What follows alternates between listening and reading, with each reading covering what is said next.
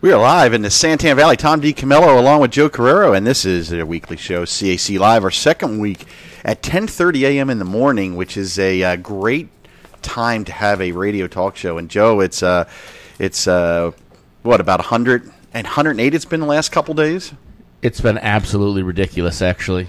You've lived here a long time. Is it usually that high? It's hit 113 out here already. Right now it's 97.1. And we're just a little bit after 10:30 in the morning. That's right. But the reason we are talking about the weather is because it kind of it pertains to our subject matter today on CAClive. And joining us today, Debby Tewa and Kristen Benedict from Central Arizona College, and they're going to talk about the Renewable Energy Technology Program. Ladies, welcome to the program. Good morning. Thank you. You talk about renewable energy, and people talk about it across the country, but it really does make sense in Arizona, doesn't it, Kristen? It truly does. And if you look at all the different opportunities we have in Arizona, it's exciting the type of program that we have developed at the college. So let's talk a little bit about the program itself. It's got a lot of different tentacles to this program. And why don't you start, and then we'll have Debbie jump in here a little bit and kind of give us an overview of what's offered at CAC. Okay, well, just to start this off, we wanted to thank the Department of Labor, which is who funded this program. We were funded under a community-based job training program grant, and we were able to start these programs. We've started a photovoltaic as well as a biofuels, and I'm in charge of the biofuels program. So our biofuels program is basically intended to get people out into the industry of biofuels with ethanol, with biodiesel, biomass, things along that lines, and it's really booming in Pinal County. Well, let's talk when you talk about biofuels, explain to people what that actually is. It's agriculturally based renewable energy, fuels made out of agriculture or biomass products. So corn ethanol, cellulosic ethanol, biodiesel made from any type of oil out of any type of crop or commodity. Is that what we're seeing people driving around with all the apparatus in the back of their truck? Give me your used vegetable oil. That's exactly it. And we at the college, we're teaching students how to take the vegetable oil and turn it into biodiesel, as well as at the college we're starting to use biodiesel in some of our equipment out there. Is it a process that's difficult to do, or how did this all come about? I've always been interested in the area. About 3 or 4 years ago, with my agricultural background, I started really getting into the area and doing trainings and learning more about it. And it's just kind of bloomed from there. Within the last few years, we've seen Pinal County really springing up as being a hotbed for biofuels, especially algae. Algae is the newest one that they're talking about, taking algae. Algae, yeah. No one would have ever thought algae was going to be the big one, but they're talking about taking algae and making biodiesel out of it. They've actually ran a jet internationally on algae biodiesel. Wow. So when you do something like that, what's the difference between the regular fuel and this biofuel? Is it less sort of an impact on the environment? Is it cheaper? Well, it depends on the market if it's cheaper or not, but it also adds jobs and employment in the U.S. A lot of our petroleum is based out of the country, and so this gives more of a labor market in the U.S. that makes us more sustainable, as well as if you look at even on ethanol, corn, or any product like that, it's renewable. You always know next year you're going to have some more corn growing, and so we're able to be more sustainable.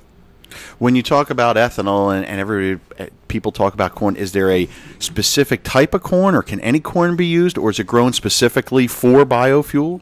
Any type of corn really works. They are right now doing a lot of biotech research on developing varieties that are specific for ethanol. The newest trend in ethanol is cellulosic ethanol, which is instead of just using the sugars out of the corn, you're able to take the whole stalk of corn and break it down into simple sugars and make your ethanol out of that. That's a lot cheaper, and it's a lot more sustainable because you're not just using the corn, which could be used for feed product for people or animals. You're able to use it for fuel. So they could come along and take the corn itself, use it for food, but use the entire stalk, which is obviously much more than just the corn, and really get the best price. Mm-hmm. That must be why my deer are running around so fast. I give them corn and it converts to... They're worried about their corn. Oh, right. They're jamming. They're worried about their corn supply. Yeah, that too. It's a really interesting field, and any time that you start up when these kind of sort of ventures start up, there's a lot of expense to it. But do you see the prices coming down as this becomes more acceptable and more widely used? The price is coming down. Cellulosic is basically the newest opportunity. Of course, biodiesel is rather inexpensive depending on where you source your oil from. If you're sourcing it from a restaurant or something like that, it becomes very, very cheap to make biodiesel. So as technology advances, it does get a lot cheaper, and we've seen within the last few years that it's came down at least $1 a gallon, but we're going to see it go down more once the cellulosic really takes off. So how do people actually, well, you said something about sourcing it from restaurants, so is there actually a business now where people go around and collect the kind of the waste oil from businesses? There are companies that do collect the waste oil, and some of them do end up paying a little bit for the waste oil. Some of them get it for free. I do have some students that are starting a business that's going into that. They saw the opportunity, and so they're like, you know what, let's do it. And so they're actually starting a business within Pinal County to do that. Wow, that's amazing. So let's talk about the programs itself. So what are the students learning? You've touched on some of them. Mm-hmm. If I'm a student and I'm coming into the program, talk me through of what I would learn, and what are some of the jobs that I could look at getting? Well, it's pretty varied. What the students come in and learn, they have basic intro to ethanol. They'll have an ethanol distillation course. They have a biodiesel course. We have internship courses, and also boilers and systems facility design course. So basically, when a student comes in with our certificate and gets out with the certificate, they're able to either go into the industry and be a technician in a plant, or be on the ground level of working in a plant, or they're also able to go into the lab, because with this Department of Labor grant, we were able to purchase a lot of very nice lab equipment for testing the fuel, so we can test basically to national standards on fuel. So CAC has the ability to have the students really have a hands-on approach to this. That's how we built this. Both programs were built with the intention to have them get dirty and learn from the ground up. Are you finding that as attractive to students? When some students don't want to sit in a classroom, they want to really have hands-on and learn. You think that's attracting people to the program? I think it is, and students, not all of them learn the same way. Some learn by charts and graphs, and other ones really learn with a hands-on approach. And we found that you can take them and do a lecture, but then also take and reinforce it by taking them into the lab, have a fully functioning lab, and then show them how to do it and have them do it. And they appreciate that. Is there an excitement that this is something new? You think that's part of the appeal for you and for the students? Oh, it's very exciting. It's very exciting what we're doing, because of where we're at and the opportunities. You know, most of these programs are based out of the Midwest. We're one of only a few programs based out of the Southwest that are doing something like this, and our lab, when completed, is going to be top of the line. We've had students really interested. I even had a student that delayed going to the university. She's finished her bachelor's, and she came back to CAC just to take the curriculum to learn about biofuels, because she wants to go on and get her master's and go into algae research. Wow. So Pinal County, being that it's such an agricultural based area, even though you have the Santan Valley area that has 80,000 people and it's grown, it really is mostly agriculture still now. It seems like it must have been a natural fit. Is that why CAC went in this direction? It is. We've had such a strong foundation in agriculture with our programs, and it kind of leaned in that direction. And when we saw the opportunities and started growing, and we started talking to the different partners, they really said this is an opportunity for us, and that's why we kind of went in the direction of biofuels. How do you decide what classes to teach? I mean, obviously this is so new. How, as a professor and as a person who runs the program, how do you decide what programs to teach or classes to teach? On this program, I have some other faculty that are at other colleges and universities that work with me, and they've suggested, as well as we talk to industry. We want to know what skill set the industry wants, because we don't want to turn out a student that doesn't have the skill set that they need. So we talk to industry, as well as I deal with other faculty members that have programs that are similar to ours. I have a good friend that's over at Carreiro Community College that has a biofuels program similar, and she works with me a lot to anytime she changes something, she asks my opinion, and I talk to her about her opinion. It's got to be an industry that's changing rapidly. Every day, every day a student will bring in a new research. Hey, did you see this? Or this is a new thing going on. So you have to kind of stay in the loop and get trained often to just keep up with what technology is coming, what technology is out of date, what's on the horizon. We try to watch the horizon so our students are as cutting edge as they can be. How long has this program been in place at CAC? We're just going to finish off our first year. This year. Mm-hmm. So, and obviously there was a planning stage leading into that. Was there anything that changed radically from the time you started planning till this year? You're laughing because it probably did. I was involved in writing the grant, so it did change a lot. You know, there were some people that were industry partners that didn't quite pan out, and then there's new industry partners that we have now that popped up. And so, yeah, you kind of got to be really flexible with a program of these types. You've got to be able to kind of go with the punches, but we've got more industry partners now than we started with when we wrote the grant. So lots of interest, lots of the government, governmental agencies are really interested in it. They talk to me all the time, as well as just industry and nonprofits are talking to me too. The partners that you develop, their relationships that you deal with, obviously allows the students to kind of either work toward jobs or internships and stuff, items like that. Are there some of the partnerships, are you allowed to talk about them? Are you allowed to mention their names? Some of our partners? Why don't you go ahead and do that? Definitely. Pinal Energy is one of our partners. And where is Pinal Energy located? It is in Maricopa. Okay, that's the big plant that they build out there. Okay. Yes, they're one of our big partners. They were originally on the inception of the grant. They were the ones that kind of were like, yeah, this is a good opportunity. The plant manager back then was really excited, and he was willing to go with us, and so they've been a great partner. Also, we have FICO Bioscience, which is like one of the leading groups of algae in Arizona. They work with us a lot, and so they sit on the algae board, and so they do a lot with us. Where are they located at? FICO is in Stanfield, as well as they have a big plant going in on the reservation. So, what do they do with algae? I mean, what actually... First of all, I want to know the person that just thought of that one day that just said, let's use algae to drive this car down the street. I actually did. Back in the early 90s, I was thinking... I used to build aquariums.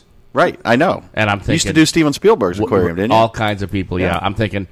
That's true, we're all laughing, but that's actually I'm a like, true what story. can I do with this algae? And I actually had a side... I don't mean to butt in here, but I had a side business that... For a while, I had a bunch of trucks, and I had an office in L.A., and I was getting water from the ocean, from an approved area, and actually processing it and taking out some of the impurities, and then selling that water to customers that we had big, giant aquariums in, but we were left with, after 4 or 5 weeks, tons of algae. I'm talking tons of algae in our big trucks. We'd have big, giant. We'd take out 500, 600, 700 pounds of just straight algae. So what did you do with it then?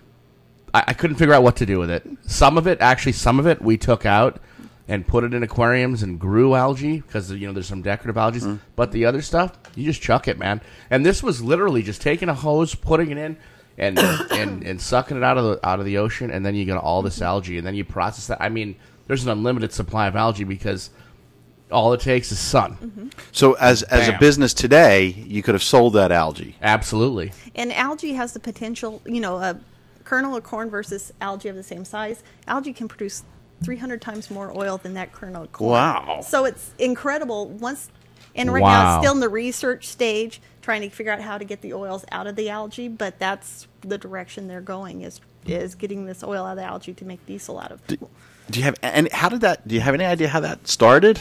I know that ASU is actually one of the leading research places doing algae research. NREL, National Renewable Energy Lab, has been researching this for 10, 15 years now, just because of the algae's like we said, algae's everywhere. So it's plentiful, renewable, easy to access. Great for Arizona. Tastes pretty good. Yeah. People swallow it in pills. They do. As a supplement. Yeah. It's used. Isn't it used in ice cream? Japanese food, yeah, algae I think ice cream. No. I think it's used as isn't it used as a stabilizer in ice cream? I believe. Oh, I thought it was used as a topping. No, we're not using it as a Look, topic. can you dip mine not in the chocolate, in the algae, please? You're listening to CAC Live. Tom D. Camillo here, along with Joe Carreiro. We're talking to Kristen Benedict, and we're going to talk with Debby Tewa here shortly about the photovoltaic program at CAC. But right now, we're talking about the biofuels program that Kristen teaches and oversees. And when you're talking about the students and they want to go on to these jobs, but then you're seeing the changes in the programs. Do anyone want to get involved with research? That was the one student. I do have one student that she really does want to go into research. We get a lot of students that they get started in the program and they start looking at different advanced degrees after they get into the program, just because they see all the opportunities that are happening everywhere. So yes, we do get a lot of students that are interested in going into research. What kind of student has an interest in this? Is it varied? Is it ones that come from a farm background? Is it ones that just say, that looks cool? Or on my end, it's pretty varied. We've got students that want to just get out in the industry and work, and we've got ones that really, they're just more into the research. They're thinking that they want to be in a lab all day. So it's varied, and sometimes makes it interesting teaching a class because you're trying to make sure you cover all bases. But it's a very great mix of students that we have. You have a lot of young people today, and I would say in the range from maybe 10 to 25 that have grown up with recycling, that have grown up with ozone issues, have grown up being preached to. They don't know any different. Mm-hmm. Do you think that helps? It does help, but if you look at our program, I at least have quite a few that are older students that are coming back. They worked out in different industries, and they're coming back and saying, "This is where I want to be at. This is new, and this is interesting." So I can't say my median age isn't a 20-year-old. We have some that are older. And with the cost of gas, mm-hmm. It doesn't matter how old or young you are. You want to be everybody in this program. Yeah. Everyone must love you. Yeah. You must make a lot of new friends. Oh, you've got a way to turn my gas into $1.30 a gallon? Come on over. We're having a barbecue. I do get invited to a lot of parties. No, I'm just... Imagine if she had a boat and that. I mean, she'd probably... Run the boat? Do you have a boat? Well, yeah, we do have a boat. But does it run on algae? No, not yet. Not yet. But I guess when you're looking at stuff like algae and biofuels, is it being used more in sort of a, I don't want to say commercial market, or will it go the route, or eventually go the route where people in communities will just use it like they use gas, or is the market right now sort of companies and those kind of commercial venues? Actually, it depends on availability. Right now, we're all using ethanol. When you go to a gas station, you're getting at least 5 to 10% ethanol in your car, no matter what, because of the economy and the way the gas prices Let are. me ask you this, and I've always wondered, maybe you said it and I was reading something, and I hope that's not the case. What exactly is ethanol? Ethanol's where you take the sugars out of plants. So you could use, Brazil uses a lot of cane sugar. You take the sugars, simple sugars, out of any type of plant. Corn has a lot of simple sugars, and you take it and you basically ferment it, and then you distill it and produce an ethyl alcohol. And from the ethyl alcohol, what does it have to become to be able to use it as fuel in a car? That's it? It's ethanol is ethyl alcohol, so you're ready to roll. Is there any? Do the cars have to adapt to it, or do they? Well, because most of our cars only run 5 to 10%. Most of us, it's fine. If you go above the 10%, you need to have a flex fuel vehicle or a vehicle that's able to handle the ethanol in it. So long haul truckers would need something. Well, long haul truckers, most of them are running diesel, and that's where the biodiesel, you can run straight biodiesel and not ever have a problem. Actually, my husband runs biodiesel on his dairy, and it just because of economy, it saves them a lot of money, but they run it in all the equipment and don't have a problem at all at the dairy, and they say it actually Smells a lot better. Smells almost like fried chicken. Yum.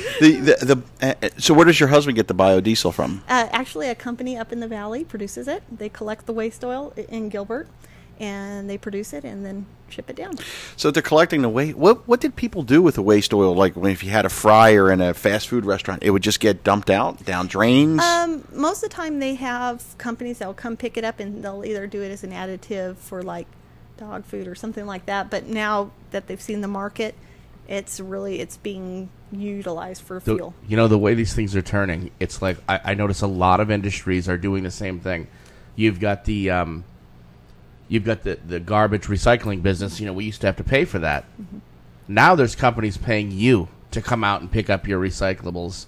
You've got the paper shredding business. Mm-hmm. You've got companies buying that paper to use for, I don't know if they're composting it for some kind of whatever. But all these things that we used to just pay people to come and get rid of, and it was hard to dispose of this stuff, all the way to vehicles, old crappy vehicles. You get company and refrigerators, everything's being recycled now, it seems like. Yeah, I worked in a grocery store when I was in college, and we had cardboard, and we got to the point we stopped giving away. Like, people would ask for boxes, right? And it was, I mean, I used to put together those giant bales and then take them out in a forklift to put them in a tractor trailer. But they made the grocery store recouped a lot of money from the cardboard, and that was that's a sort of a renewable. But now we're going to the thing with biofuels and waste oil, and you think about the number of businesses that have that. I mean, there's an almost unlimited market. Well, and it's not just that. You know, our program also, we look at biomass too. So you could have taken those boxes that were shredded and burned them to create energy to create electricity. So that's also another opportunity in the biofuels, is biomass. Wow. We're going to take a short break. When we come back, we're going to talk to Debby Tewa about the photovoltaic program, and we're going to talk a little bit more about how students can also get into these programs. You're listening to CAC Live. Joe Carreiro, Tom D. Camillo. We'll be back in 60 seconds. This is Mike McCord. I would like to serve as your Pinal County Supervisor, District Number 2. With zero opportunities for error, I understand the needs of one of the fastest growing communities in the United States. This is where my experience and education come into play. I hold a master's degree in business administration and have worked as an operations manager for a paramedic service, as well as currently serve as the executive director for a public charter school in Pinal County. Vote for me, Mike McCord, on August 28th, 2012. Mike McCord leading the way. This message was paid for by the Mike McCord for County Supervisor Committee.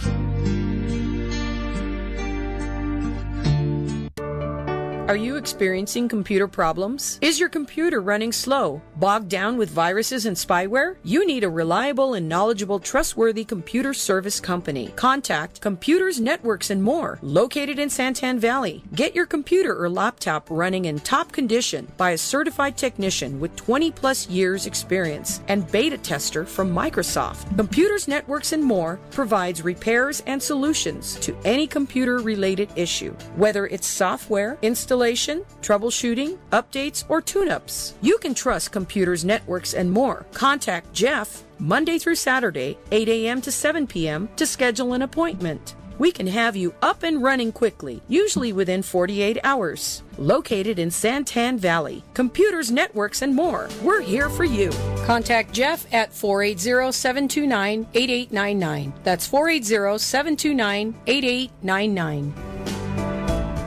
Our family pets are such a big part of our lives. That's why Kelly's Critter Clips of Queen Creek and Sun Lakes has been providing pet grooming services for over 10 years. Your dog's comfort is very important to us, so we take the time to treat your pet with care, love, and professional attention it deserves. We welcome any size and breed and feature shampoo and conditioning, styling, flea and tick dips, ear cleaning, nail trimming, and so many other services that will leave your pet looking good and smelling good and feeling great, all at an affordable price. Located in Queen Creek and Sun Lakes, call now for an appointment, 480-655-5066. Kelly's Critter Clips.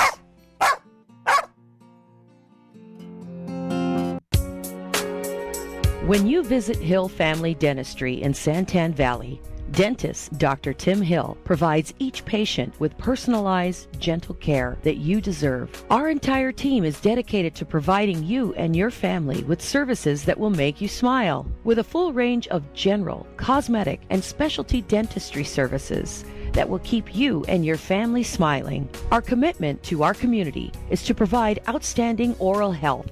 Hill Family Dentistry is located on 36359 Gansell Road in Santan Valley, diagonally across from Banner Ironwood Hospital. Evening and weekend appointments available. We accept most insurances and have in-office policies available for non-insured. Contact us today at 480-588-8127. Hill Family Dentistry. As a small business owner, you need to make every dollar count. Phone services are the first indication of quality your customers see in your business. Get all the latest features at a great monthly cost that can save you money and project your business as a professional entity. Call Zentris Communications at 1-877-ZENTRIS. That's 1-877-936-8727. That's 1-877-936-8727.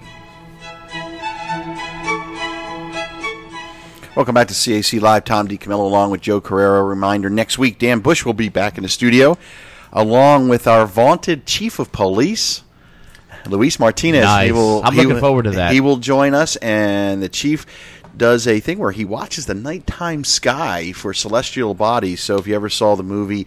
for celestial bodies? Yes. In other words, big ones hurling toward the earth. Gotcha. Kind. Gotcha. All right. And he will be joining us. Actually, he's got telescopes in his backyard in Casa Grande, and he does watch the nighttime sky, and it's a very interesting story. And he's going to join Dan Bush and talk about what he does while he's not on duty. And I'm excited to meet him. He's one of the only chiefs that I don't know.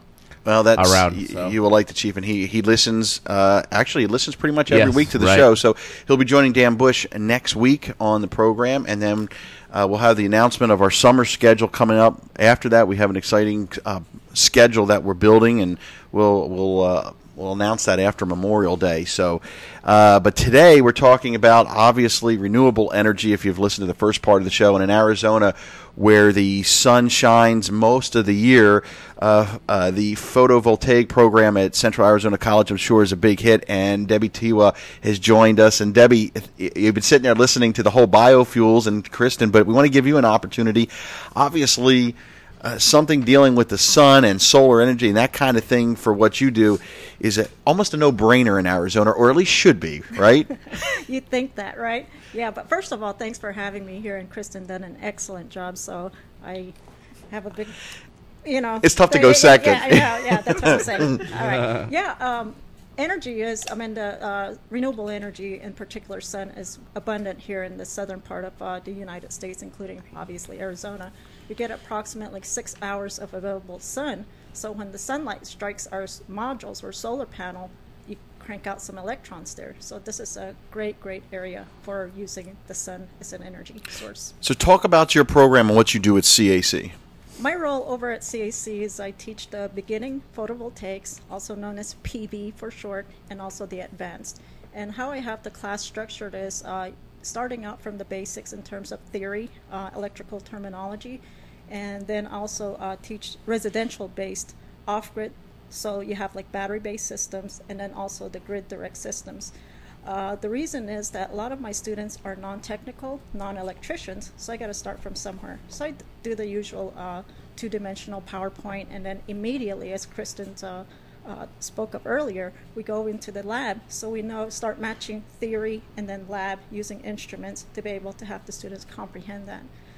The reason I like to start off with the residential base again is because that kind of leapfrogged a lot of industry, if you will, in the electrical source. And how I design my class is that the students will actually design a system on their house. So then they have ownership as we go along. Wow. So each part of our section or module is that I flip the class in terms of we actually do the homework in class, so they're not overwhelmed or discombobulated when they're at home, because I used to be a student as well. You can have like theory and you can be so involved in class, but once you're outside of that, you're like, okay, what was this all about? How do you apply that? Exactly. So what do you think of that? You take this class and you save money.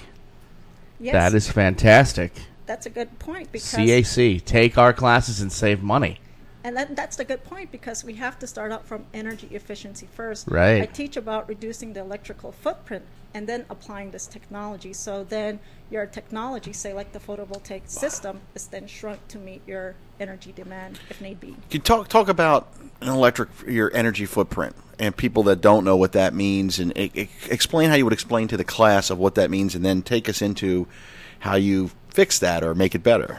Okay, I'm going to start out by saying this first. How many of us know how to read our utility or electric bill?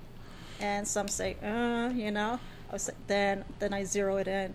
I like to start off with light bulbs as in terms of addressing electricity, the terminology, and energy efficiency, because most of us were familiar with a 60-watt light bulb, a 75-watt light bulb, and a 100-watt light bulb.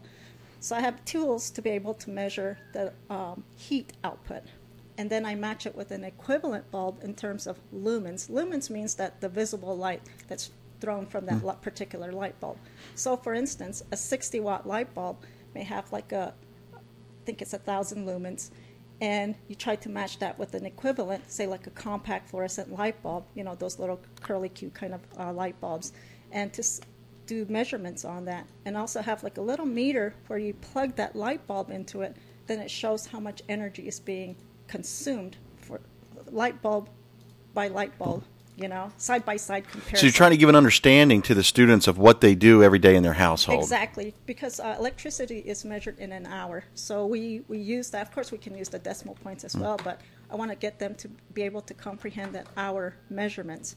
And then we apply a price to it, because utilities, depending on the utility that offers your electricity, they have different rates. So are you getting charged 10 cents per 1,000 watts that you draw? Is it 15 cents? What time of the day it is? So it gets a little complex, but in terms of getting back to energy efficiency, it's just showing all of the students, where you start from, then we start building on to that concept there. When you're teaching like this, and you said a lot of the students really don't, when they come in, they really don't know. Doing that and then getting them into the lab quickly, does that have an impact? That they're more engaged because they can actually physically see it? I mean, Kristen talked a little bit about that before, but yes, I hate to say this, but it does actually. The light bulb comes on. Yeah, because hopefully the most energy efficient light bulb. But because a lot of folks are intimidated by electricity. There's a lot of shock jokes, and there's all kinds of. I've heard probably almost all of them. In terms of getting shocked by electricity, or here does this and that, but. I think just showing the visuals, the PowerPoint slides. I'm shocked by my electricity bill. There you go. Not by the electricity, by the bill. I like that. So, going immediately into the lab, they kind of see like, oh, okay, it's not so frightening or intimidating after all, because how I also structure my class is that my philosophy is teamwork, communication, safety, and a clean lab. So then if they don't comprehend what's being said in terms of theory, then they can rely on their peers and then be able to talk about it. And I talk to the folks who are kind of co-teaching, if you will, saying that the more you talk about this, the more you know about this subject matter or topic. So it helps out the whole class in general. It's almost like having an apprentice. Exactly. Sort of next to you that can, I'm better if I sit with my father-in-law and say, okay, how do I do this? And he's there and lets me do it, make the mistake. I learn better that way than trying to read it and do it myself. Exactly. And that's what I tell my students, too, is that it's best if you make those calculated mistakes in here than outside in the industry, because I'm really trying to train them within the lab to be able to do well out in the workforce. So if say Joe wants to take the class and wants to benefit from putting up solar panels or something to kind of recoup some of that cost, that energy. Today is when I want to do that. So he comes into the class, and the way you explained it, you want them to kind of do the homework in the class, but then they're actually doing the project at home. What would he actually be doing? I mean, is he actually installing panels, or is he actually building something himself? Or actually, what I have in my lab is I have 2 mock roofs. So I have like a 6x9 roof with asphalt shingles on it or composite tiles on it. So it's replicating like a real roof out there. So I have the students be able to locate the truss, drilling a hole into it, putting off your hardware to be able to secure one individual panel. It's actually called a module. And you they're making the panels. They're not making it. We buy them modules. Okay. And then so we already have the system in place. It's the people call it panels, but again, it's a module. But look, not to interrupt, but this is important. For the student, putting together the modules and doing that stuff and learning how to make these, you put together these panels to use for their application, is it expensive or is it realistic? Somebody can come and take that class, and an average person can then go, maybe do a winter project and start putting up multiple panels all around and batteries and, with maybe a generator. Does it get into all that? Yes. Is it expensive for the depends. student? In my classes, it always depends because now we're looking at your electrical footprint. So if we're going to size it by that electrical footprint, then it says, okay, well, what's the available roof space do you have? If you don't have roof space, then we can also apply it onto the ground. So what's your area? Because these modules are anywhere from like 3 feet by 6 feet anymore. So they do take up some space, and they're approximately 60 pounds per module. So is your roof able to carry that load? Depending again on your electrical footprint and then how many modules. So for like me here at the radio station, it costs us about $44 a day for electric. Mm-hmm. I would need to actually probably put panels out in our front acreage because there's no way we're going to be yielding that off 3 roofs, right? Yeah, we'll have to look at your utility bill, and what we look at it is for a period of a year. Mm-hmm. So obviously during the summer months here in the southern area, we like to crank up our AC, and that's when our meters are spinning quite fast. So we have to basically balance it out from year to year to see what your electrical footprint is, and then we start applying. So say like in residence, we can say, look at your low-hanging fruit in terms of your light bulbs. That's the easiest to do. Start to reduce our electrical footprint. Do they really draw a lot, light bulbs? Pardon me? Did the light bulbs draw a lot? Yes. And what about TVs when they're like off in static mode? Are they? I mean, like this. Are they drawing a lot right now? If they're plugged in and if it's on, it's using what we term phantom load. So even though there's no picture in it and it's still plugged into the wall, it's still drawing some power there. Wow. So really, if you go around, and I guess the students, this probably has an impact early on when you do that. You go around, like I'm looking at the studio Joe has. He has a pinball machine in the corner that's always on.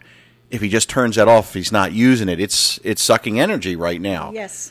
And then you could go around and change. You look at the lights that are in the studio, the different these different signage that he has around here. Again, they're all drawing energy, and he might not be in here. Now I know why SRP sends me a cake on my birthday. They love I thought they did that for everyone, but with electric candles, right? Right. So then in your classes, this is a message that you're sending in the very beginning. Yes, and matter of fact, a couple of my students have actually told me, because I have them do like a load analysis, because now remember they're designing a system for their house, for a grid direct system, so there's no batteries in this particular scenario. And some students have actually showed me how much they reduce in their utility bill, because it was kind of like that aha moment. Because I have these little meters, it's called a kilowatt meter. So you plug that into an outlet, then you plug your load into it. I've got one of those. Yeah. I don't know how to use the darn thing. You're not leaving. All right. I would love to show you. And once they get that watts, volts, amps, and then they can apply it. And so one student went way over and beyond.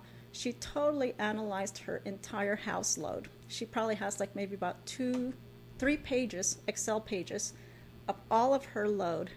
And then she was able to replace, again, with the lighting and stuff like that, and therefore reducing her annual electric bill. So she unplugs things. She changes the light bulbs to use, what are they called, CFLs? CFLs, compact fluorescent light bulb, or LEDs. I went to all LEDs. Yeah, this sounds funny. Out in the chicken coop, but it's like an acre underneath lid. and I went to all LEDs, and I did it prematurely, and they recalled these darn bulbs after a year, so I had to unplug. I paid $27 a bulb at Costco. I had to unplug 102 bulbs and take them back after a year because they were just burning out left and right, and I'm thinking, and I threw a few away, and I'm thinking, damn, these things don't last very long. But now LEDs are great. They're improved now. God, I love them. Well, that's a very, very good point because I've been doing this since like the 1980s, and when I was off grid, actually my energy was stored in batteries. Our CFL light bulbs were $20 a pop. And wow. Right. Yeah, and I remember so that. when any type of prototype obviously comes onto the market, it still has to kind of go through its life. If you Well, it's like the biofuels, Exactly. with the cost eventually coming down. Exactly. So a lot of this is off-the-shelf technology, but when there's new products online, you still have to test it out. So my personal opinion is just kind of, that's a word of caution. I don't like to buy those things that are right off the shelf type of thing, unless it's true and, been tried before. Gotcha. Talk about then, how does a student, I'm trying to picture this, they come in they're going to install or on their home. How difficult is that? Okay, so back to that question that you asked me about the technology. So in my lab, I have the 2 mock roofs. Mm-hmm. And we go into the lab, and then I have to say this first. I talk about tool safety because there's proper ways of using a tool, and we don't want to hurt each other, and etc. Then when we start applying this technology on the roof, so I put them into teams. So the team will put the modules on the roof, thus forming an array. And on the back side of my module is a wall where we put what's called the balancer system. The balancer system is all these little miscellaneous hardware, including the inverter, the disconnect switches, fuses, and all of those type of hardware. Then they assemble that, and at some point in time they merge. So the whole idea is to be able to have them communicate. So they're using the tools, they're using planning, critical thinking. I myself don't ever touch a tool, but I'm facilitating this whole installation. So they have to think about it, they have to plan, they have to then install the systems. So we have a nice, beautiful lab. So we can actually put our system under the shade, and then once we're ready to commission, that means turn it on, then we can wheel it out. My lab's on wheels. We wheel it out into the sun, and then we commission it, turn it on. And they're pretty excited about that. The students that have gone through this and installed some of these things at home, your class, you probably have them in other classes, or eventually they move on. What's the impact? What do they say when they come back? Do they notice big differences, or? Well, the students have not had a chance to install a system on their home because you have to be a licensed electrician to be able to install this, and then you have to make sure that your utility does have a policy that states that you can actually integrate this photovoltaic system onto their utility grid. Whoa. And remember, most of these are non-electricians, so I can't make them an electrician in a semester. Gotcha.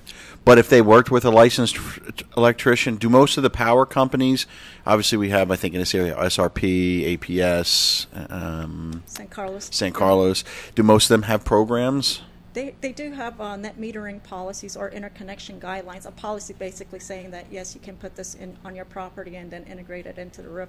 I do have some students that work with integrators. There are the businesses in photovoltaics. So the utility is kind of separate from this, at the actual installation for residential based. So the student will then work with an integrator and then work side by side and being able to apply that on a bigger visual, as compared to starting out from the lab and then now looking at what it's really like out in the job site. Is it, if people ultimately can do this with their homes and they're learning these classes, it sounds, as you talk about it, difficult, but is it really that difficult? It's not that difficult. It's the policy, because it's the process of putting in your reservation to a utility to be able to do this. What's that price in return in terms of once you start your meter going backwards, what's the utility's going to pay you in essence or in credit, and so on. Is there money in the bank from the utilities to be able to offer this type of credits or renewable energy credits, or RECs as they're called? So there's all these different kind of layers, if you will, to be able to understand. The actual physical installation is the easy part, but it's the policy that kind of muddles it. Are power companies required to accept this energy? Is there Because you could see if everybody in Arizona did it, there might be a lack of reward to be in the business of the energy company. Well, back in the late 90s, we have the renewable energy standards and tariffs, and that's basically mandating the utilities to put up 15% of renewables by 2025. So the regulated utilities like the APS, the TEPs, and et cetera, they're regulated to be able to install this amount of photovoltaics, not just on the residential side, but on the distributed side, meaning like the Walmarts, the big box industries, commercial businesses, and then the utility scale, which takes acres and acres. So it depends on if the utilities do have the money in reserve, if you will, to be able to have those customers put on the system. Should people be apprehensive with all the There's a lot of programs that I've seen. They even call you on the phone now and telemarket. Oh, we'll guarantee you for the next 15 years, 10 or 15% off your bill if you let us install this solar stuff. When I look at that, I think, well, with solar coming out the way it is now, in 10 or 15 years, if you sign a contract where you're only going to be saving 10%, I think you're getting an injustice. Well, you have to, again, look at, you personally the cost have of to, the equipment and everything else, right? Actually, you have to know your utility. What's your electrical behavior? How do you use it? Like, again, using this as an example, if everything were to stay on 24/7, and then the utility or the businesses come in and say, we're going to save you 10%, to me, I would just say, well, we're going to turn this off and turn this off. Then, obviously, you're going to start saving some money. And then when you apply this, again, there's going to be a certain percentage that's going to supplement your energy consumption. Gotcha. You're listening to CAC Live. Tom D. Camillo along with Joe Carreiro. We're going to take a short break, and when we come back, we're going to talk to Debbie and Kristen about how students can get into the program, what they need to do, the important contact information, and this is just a fascinating subject that I think we could go on and on for a long time. But we want to get the students to see if any of the students get into these programs and what's the future for both of them. Joe Carreiro, Tom DiCamillo, you're listening to CAC Live. When we come back, we'll talk more about photovoltaic and the biofuels programs at CAC.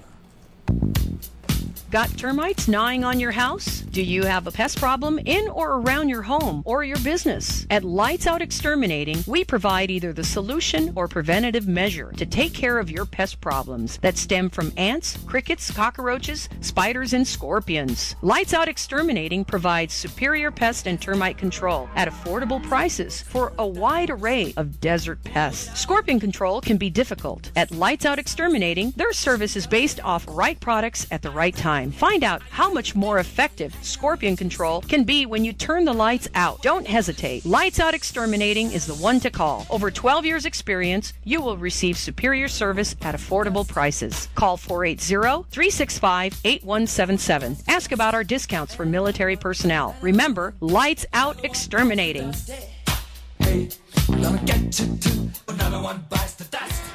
Are you ready to start taking control of your future and maximize your earning potential? Central Arizona College has smaller class sizes and personalized attention to help you compete in today's tough job market. CAC now serves Santan Valley and Queen Creek. The CAC Santan Center is located in the shops at Copper Basin on Hunt Highway, behind Barrow's Pizza. Stop in and see how taking classes at CAC costs a fraction of a state university, and your credits can transfer. So, if you want to earn real money, you need to learn real skills at Central Arizona College. Enroll in classes today by calling 480-677-7825 or visit www.centralaz.edu or call 480-677-7825 or visit www.centralaz.edu. Central Arizona College, your college, your way.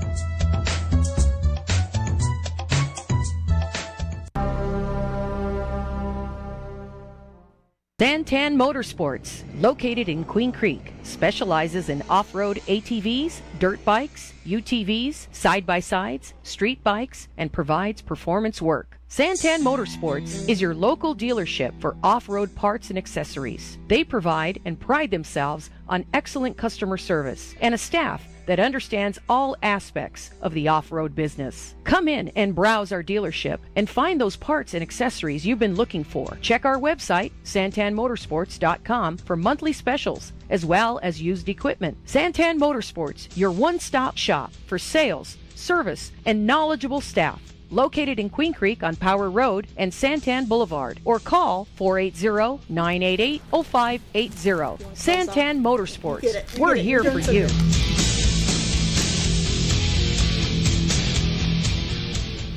Welcome back to CAC Live. Tom D. Camillo, Joe Carreiro. We are live in the KQCK studios in the Santan Valley, and this has been a terrific show. And we have about 10 minutes left. We're talking with Debby Tewa and Benedict, from Central Arizona College, and Debbie was talking about the photovoltaic program. And, we were talking off the air there a little bit, and down the line, we'd like to have both of you back, and maybe if you could bring something portable that we could show people to really demonstrate, which would show the program, but also be, it's a really kind of a visual class that both of you teach, isn't it? It is. Exactly. It is. Now, Kristen, if I'm a student and I want to get involved in the program, what do I do? Well, first of all, you probably want to contact, since this is grant funded, we have some opportunities for the students. Within the grants, we have some tuition opportunities, so you may not have to pay tuition. Wow. The Department of Labor has been very good about giving us some money in that. There's also WIAA money for you for assistance in living for certain students too within the grant. So the first step in this process is to contact our grant coordinator, which is Peter Combs. His number is 520-494-6624 is the first step, and then from there they'll put you in contact with either Deb or I, and we advise you and get you set up into the programs. Where's Peter? Where are you guys located at? Are you on the Signal Peak campus? Or I think Peter is at Casa Grande? He's over at the corporate center. Corporate center, okay. Yes. But we're on Signal Peak, as well as we have online some coursework online too. So anybody can obviously come and attend the programs. And I know Peter wanted to join us today. We're going to have him back. What is Peter's role? You said does he teach classes too, or is he just a grant coordinator? No, he is just the grant coordinator. He oversees that we keep in line with what the Department of Labor wants. And I know you had to give a shout out to Hugo Steinkamp, I believe, right? He was involved. He's our grant writer with the CBJT grants. Hugo Steinkamp and Georgia White. And Georgia White, that's great. That's right. On this, and so we couldn't have done anything without her. That's terrific to both of them. Debbie, if people want to come and get involved with your program, is there any kind of background they need, or can it be really novices? I actually encourage folks to call me or come visit me, because I do my classes are math intensive, and it's not like we're solving for N or X, but it's all basically just formula driven. So once you know the correct value, that's going to get plugged into this equation. So I like to talk to students about their math skills, although we do offer placement testing as well. And we also offer electricians for math, because, a lot of folks were kind of failing in the math department. But in any sense, I would love to talk to them, and they can give me a call or find me on the email, and we'll probably provide that on our website as well. But, yeah, we're easy to locate. Give us your website. Is it the same website for both of you, or do you each have a separate one? Our big website is centralaz.edu/PCAEP. PCAEP. Correct. Okay, what does that stand for? Pinal County Alternative Energy Project. Okay, great. That's terrific. Is for the both of you, I was kind of looking at your backgrounds, and we didn't get into a lot of it. But Kristen, what was what is your background? You said your husband has a dairy farm. Well, my husband, we're involved in dairying, but I've been in agriculture my whole life, and so when I received my agriculture bachelor's, and then I went on and did a master's in ag business, which ag business has a lot to do with biofuels. The economy. Business has a lot to do with biofuels, so that kind of led into that. I teach a lot of agricultural-based science coursework that's university transferable, and so that, as well as having a strong background in chemistry and biology and things, so that kind of led into this program. So people taking the classes can go on to four-year institutions and get different degrees. They can. Within our programs, we have both our PV and our biofuels certificates, but then we also have a renewable energy degree, which has the AJEC core, which they can then use at a university to move on for a degree from there. It's a 2-year AAS degree? It is a 2-year AAS degree, and there's 2 pathways of biofuels as well as the PV pathway. And Debbie, your background, it says you were a renewable and tribal energy coordinator for the Arizona Department of Commerce Energy Office? Yes. Well, explain that. That's a long title. It is. Basically, we had a partnership with then Arizona State University's Photovoltaic Testing Laboratory, where PTL at the time, they're the only accredited photovoltaic testing laboratory here in the United States. And many module manufacturers will send their modules to the lab, and it goes through this rigorous test. And those modules that survived the test, they were basically just stored in a warehouse. So my boss at the time, Jim Arwood, suggested that we start a tribal renewable energy program, where we then move these modules out to homes that are still without grid power. So there comes the workshops and training, theory, and then actually installing a system for these tribal communities. So finding out those champions and then being able to implement. So you're actually renewing components to produce renewable energy. Exactly. It's kind of an ironic twist there. There you go. Yes. That's the program sounded like it was really successful. It was.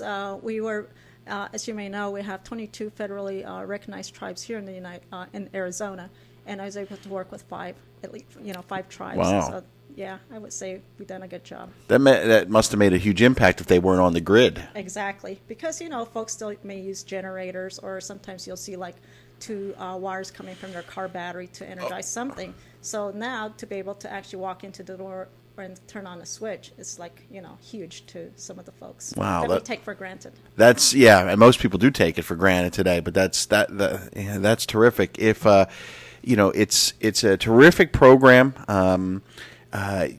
Are you seeing more from the both of you? Are seeing more partnership opportunities? You've mentioned some of them before, but in Pinal County, like I noticed down here on Hunt Highway, there's it's a demonstration. I think what is it? Pagoda?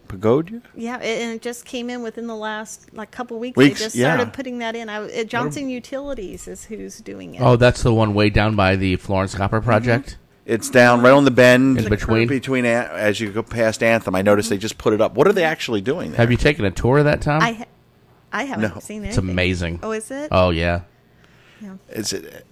I don't know. It's like it popped up, and it's and those kind of things because of the way Pinal County is. It looks like a demonstration facility of some type for solar energy, and you look at that and you look at what's going on in Maricopa and your partnerships. There's a lot of opportunities for students in Pinal County, and CAC is really kind of the organization that's putting everything together, isn't it? It is, and not just in Pinal County. Statewide, there's opportunities for these people, as well as outside of Arizona, there's opportunities. So if a student wants to travel, they can head down to Brazil or somewhere else. And are we talking about the thousands of solar panels out in the field out there? No, this is on Hunt Highway, and it's right on the bend. It just popped up in the last recently. Are they putting? I don't know if they put up solar panels yet. It's in use. Oh, is it in use now? There's thousands of panels out there. It's hard to see from the bend. I just noticed it driving there in the last 2 weeks. Yeah, I took a tour of that about 6 months ago. That when they were building it? No, it was done. It was. Maybe we're talking about different things. This thing I saw. Maybe we are. Yeah, there's the solar right there, and then the biofuels is the newest one. The newest one right down there. there. Okay. Yeah, I know what you're talking about. Yeah, no. So it's really interesting. It looks like both of you have a lot of fun teaching these courses. I'm enjoying it. Yeah, we really do. Yeah. We really do have fun students and just a fun industry, exciting industry. And it's rewarding, it seems like. Mm-hmm. You see the tangible effects of what you're teaching them because they're accomplishing stuff right away. When you teach certain classes, you teach an English class, a student goes on, you probably don't know what they've done after that because it's part of the AJEC courses. But this has a real tangible feel to it. And nobody get offended about the English classes because that's a lot of the classes I took. But it is very tangible. It is. That's one nice thing about our whole division, the engineering technology division. We're very hands-on division, so our students are, especially since we're looking at applying it towards the industry, our students get a hands-on approach to learning. Well, great. We want to thank both of you. This hour flew by. This had to be, hey, every hour is the same amount of time, but this one really flew by, and we'd like to have both of you back. And why don't you think about something portable that we could show, and if you have students that want to come with you, that would be terrific as well. Debby Tewa handling the photovoltaic program at Central Arizona College. Kristen Benedict handling the biofuels program at Central Arizona College. And check out the website. It's give it one more time. centralaz.edu/PCAEP. That's P as in Paul, C as in cat, A as in Alex, E as in Eric, and P as in Paul. And check it out. Great programs if you're excited. Thank you both for joining us. Thank you. Thank you. For Joe Carreiro, I'm Tom D. Camillo. Dan Bush joins us next week. Nice. With the chief from Central Arizona College, and they talk about the nice nighttime sky. We'll check you out next week. Thanks for listening to CAC Live on CAClive.com. Are you ready to start taking control of your future and maximize your earning potential? Central Arizona College has smaller class sizes and personalized attention to help you compete in today's tough job market. CAC now serves Santan Valley and Queen Creek. The CAC Santan Center is located in the shops at